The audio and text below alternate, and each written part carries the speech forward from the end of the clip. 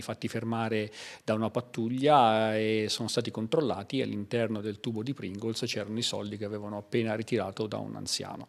14 avvisi di chiusura indagini emessi dalla Procura della Repubblica di Treviso sono stati notificati ad altrettanti soggetti di origini campane di età compresa tra i 21 e i 57 anni dediti alle truffe agli anziani. Il gruppo criminale è finito nella rete dei carabinieri del nucleo investigativo. 21 gli episodi documentati tra settembre 2022 e aprile 2023, di cui 8 solo tentati, per un bottino tra contanti e gioielli di 125.000 euro.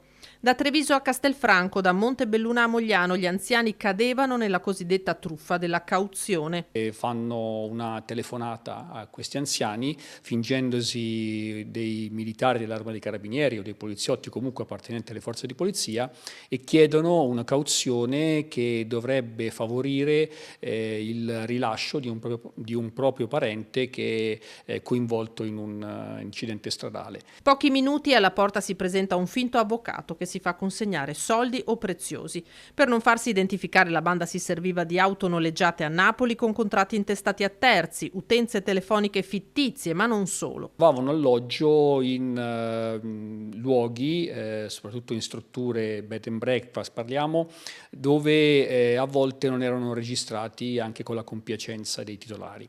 E in più utilizzavano degli espedienti per nascondere appunto il denaro ed evitare di essere controllati e scoperti dalle forze di polizia. Da galoppino, da riscossore di truffatori che usavano sempre la tecnica della cauzione, faceva anche un 56enne, anch'esso napoletano, denunciato nelle scorse ore dai carabinieri di Vittorio Veneto. Tra luglio e ottobre di quest'anno almeno 4 gli episodi nell'Alta Marca per un totale di 46.800 euro consegnati dalle vittime del raggiro.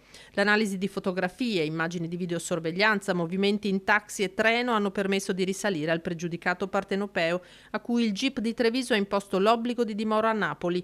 Indagini sono tuttora in corso per risalire anche agli altri componenti della banda criminale.